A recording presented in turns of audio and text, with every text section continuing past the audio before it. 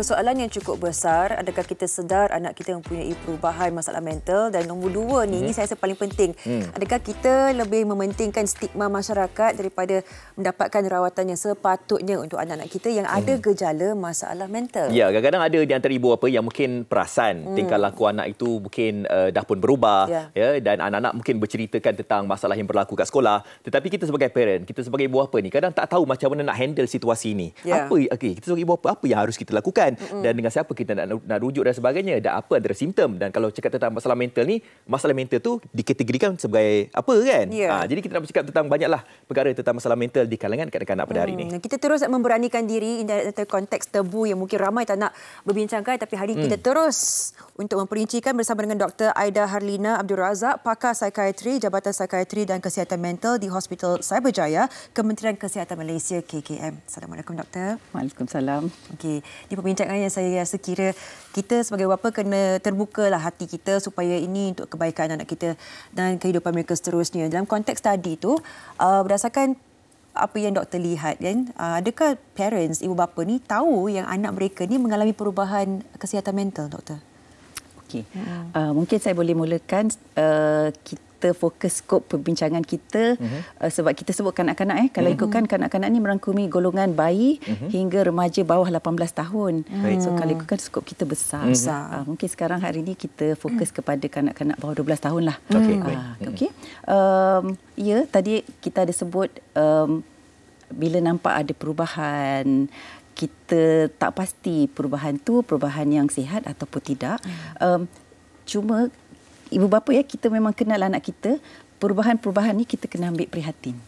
Kita kena siasat lebih lanjut apa punca perubahan tu berlaku. Kita kena berinteraksilah dengan anak kita. Mungkin perubahan tu berpunca daripada permasalahan di sekolah ataupun contoh kat sekolah bully lah kan, ataupun dia ada isu pembelajaran, buat dia rasa tak sama dengan kawan-kawan. Jadi perubahan-perubahan ni yang ibu bapa kena ambil tahulah. Kalau perlu, jangan segan bawa anak tersebut untuk rawatan lanjut. Ataupun kalau mungkin rasa belum sampai level you rasa perlu bawa ke berjumpa doktor, di sekolah ada kaunselor. Mungkin kita boleh berbincang dengan kaunselor. Okey, mungkin doktor boleh memperincikan dengan lebih detail lagi lah tentang apakah mungkin perubahan-perubahan simptom yang dialami oleh murid-murid ataupun kanak-kanak ni apabila mereka balik ke sekolah, bila mereka berhadapan dengan ibu bapa. Apa mungkin tingkah laku yang berubah yang mungkin doktor boleh cakap? Okey, mungkin saya kena undur sikit. Saya nak jelaskan di sini bahawa untuk kanak-kanak yang kita nak discuss bawah 12 tahun ni, kita boleh bahagikan isu permasalahan mental tu kepada dua kumpulan lah. Satu lebih kepada isu perkembangan neurodevelopmental. Kat bawah ni lah payung masalah-masalah seperti autisma, hyperaktif yang kita panggil ADHD tu, masalah pembelajaran, learning disability, dan di satu sudut pula adalah masalah yang disebabkan stres. Inilah yang di mana kanak-kanak boleh mendapat anxiety, depression, masalah tingkah laku. So setiap masalah tu ada gejala-gejala dia sendirilah kan. So kalau masalah neurodevelopmental tu lebih kepada pembelajaran. So daripada seawalnya kanak tu mungkin dia tak mencapai pencapaian dia tak selari dengan umur dia. Mungkin dia lambat bercakap, lambat berjalan, dia lambat berhenti pampers. Dan kalau mungkin dia dah bersekolah, pencapaian akademik dia tak setaraf dengan tahap minima untuk umur dia. So cikgu mungkin bagi tahu mak bapak. Itu neurodevelopmental. Kalau yang macam depression pula, depression, anxiety, perubahan-perubahan yang mungkin berlaku kepada kanak-kanak yang ibu bapa boleh cakna, corak tidur, mungkin perubahan selera makan. Kalau tingkah laku anak yang sebelum ni pendiam, mungkin jadi lebih cepat marah, agresif, ataupun sebelum ni anak tu periang jadi seorang senyap, menyendiri. Dan ini antara yang kata tanda-tanda awal yang kita sebagai bapa ni kita pun kena terbuka yang bijak untuk berbicara dengan anak kita untuk mencari apakah sumber yang menjadikan mereka seperti itu. Kita terus melihat mikisan ini berkenaan dengan seorang ibu yang berkongsi di TikTok mengenai kelakuan anaknya yang pakai buka tudung beberapa kali sehingga 10 minit di depan cermin. Apakah sebabnya? Ini antara yang boleh kita perincikan. Kita saksikan dulu mikisan ini. Korang tengok video ni, nampak normal kan? Tapi ada something lah saya nak cerita pasal kejadian pada pagi tadi. Kisahnya pagi ni, tiba-tiba anak I yang seorang tu, dia bersiap lama dalam bilik. Okay, fine, tak ada masalah yang tu. Kemudian dia keluar pada bilik, dia pergi kat cermin kat depan tu. Dia pakai tudung, buka balik, pakai tudung balik, buka. About 10 minit saya perhatikan dia. Sebelum ni, dia pakai tudung, kita orang sempat breakfast sama-sama, lepas tu pergi sekolah. Tak ada masalah. Tiba hari ni dia merempan. Lepas tu I tanya dia, kenapa ni? Kenapa masalah dengan tudung tu? Lepas tu kata, tudung tak jadi. Tudung tak jadi? Mami tengok okey je tudung tu. Tak ada. Tudung ni tajam. Kawan-kawan semua gelakkan saya. Gelakkan sebab tudung tajam. Mami tengok tudung tak tajam pun. Okey je. Tak kelakar pun. Saya malu, kata. Saya malu. Kawan-kawan semua gelakkan saya tudung saya macam ni. Ya, itu merupakan salah satu kes daripada saya rasa banyak kes-kes yang kita dapat saksikan bercakap tentang perubahan ataupun kesihatan mental di kalangan kanak-kanak tersebut. Itu tadi kita dapat saksikan anak kepada Puan Haini Mazila ni yang ialah pakai tudung pun jadikan persoalan pula anak-anak atau kawan-kawan dia kan. Ini pengaruh rakan di sekolah memberikan peranan yang penting, memberikan anxiety kepada anak kita. Kita terus bersama dengan Puan Haini Mazila. Assalamualaikum. Okey, Puan, satu pencerahan untuk kita lebih cakna kan. Puan bagaimana bila melihat pertama kalilah dan merasakan ini satu perkara yang perlu kita highlight, kita tekankan supaya kita lebih memerhatikan pergerakan ataupun perlakuan anak-anak kita, Puan? Okey, pada asalnya kita nampak macam anak saya ni biasa je pergi sekolah pagi-pagi kan. Kemudian hari Khamis pula yang saya perasan yang kenapa hari tu dia betul-betul nampak stres pakai tudung. 10 minit lah yang saya nampak dia 10 minit. Terlalu lama dia pakai tudung. So, dari situlah saya nampak, saya tanya dia, kenapa dengan tudung tu? Dia tu dia beritahu yang dia kata, dia malu kawan-kawan dia gelakkan dia. Dari situlah saya perasan, sebab tudung pun menjadi isu, boleh jadi bahan untuk digelakkan. Selalu kita dengar macam budak-budak kena ejek ni, ejek kita buat fizikal lah, nama bapak lah dulu kan. Tapi sekarang, appearance pun sekarang budak-budak sekolah rendah pun dah pandai untuk nampak benda tu macam something yang ni lah. So that's why saya hari tu memang agak macam terkejut lah. Sebab tak pernah anak saya macam tu sebenarnya. Sebenarnya dia okey je. Cuma dari situ lah saya nampak, ini dah memang start nampak mental bully lah. Saya nampak kata mental bully. Sebab anak saya masa tu dia breakdown, dia menangis. Saya tetap suruh dia pergi sekolah. Dia kata dia tak nak pergi sekolah. Sebab tudung. Saya kata sebab tudung tak nak pergi sekolah.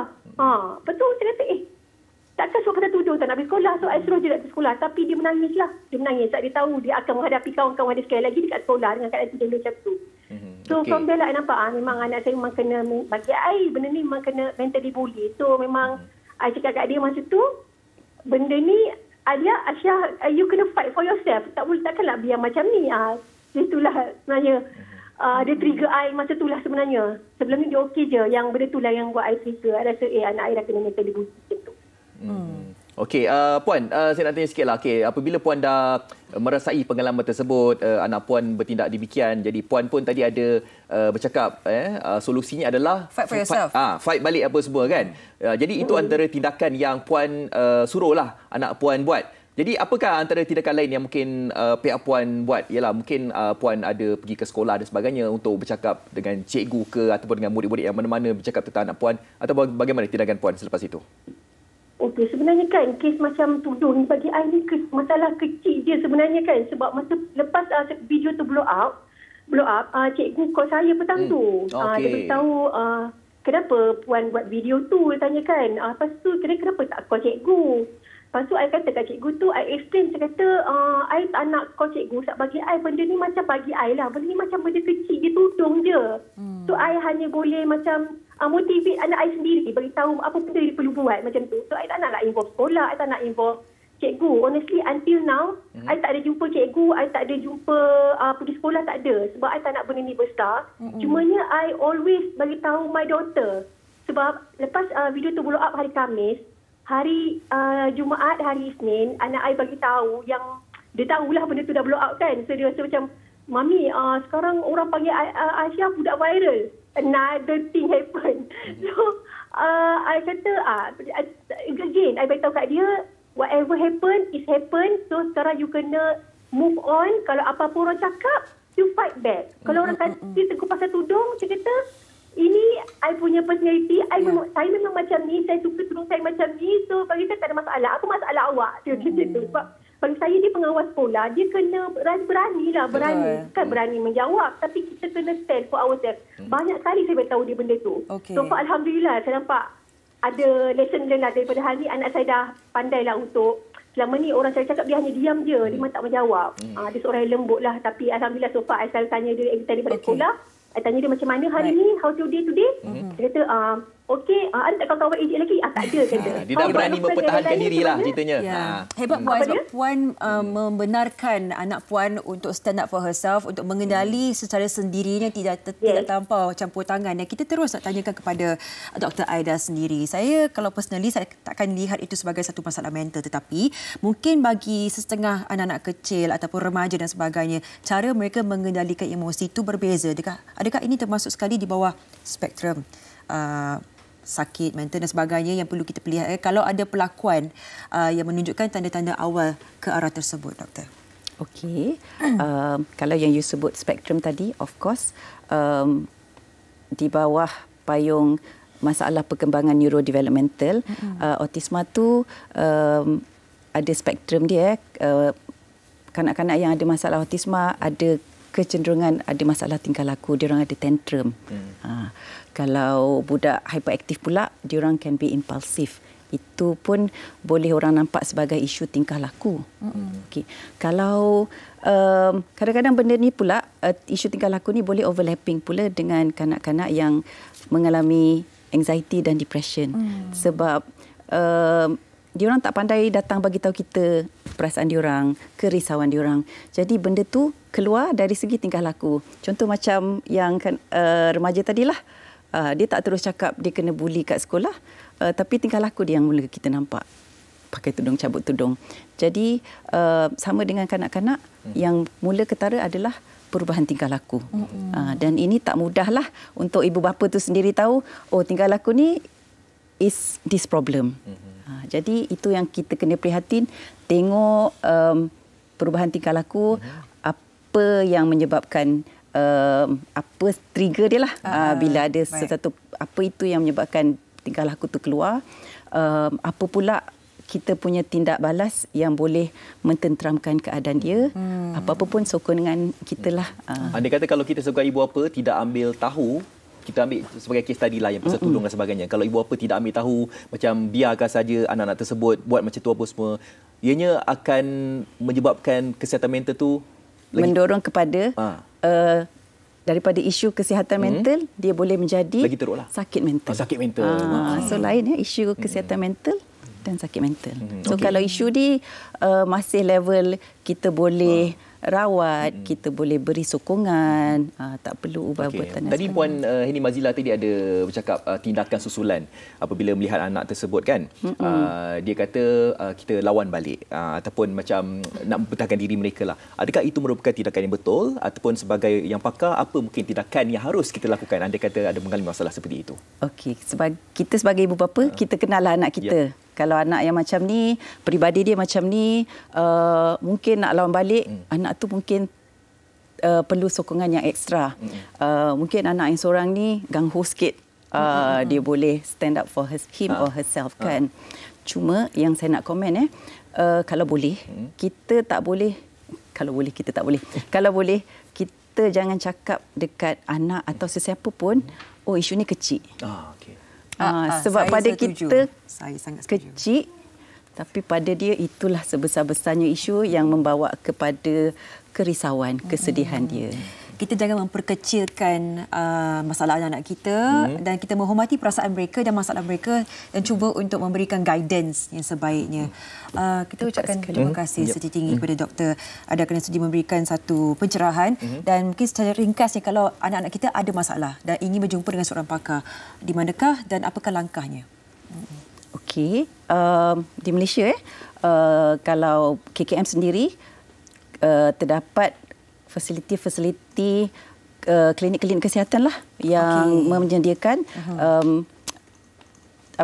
khidmat untuk kesihatan mental, di mana doktor-doktor di klinik kesihatan pun diorang terlatih. Cuma apabila diorang rasa perkara itu tak boleh dirawat di level klinik kesihatan, kes-kes akan dirujuk ke pakar-pakar psikiatri di hospital-hospital kerajaan lah.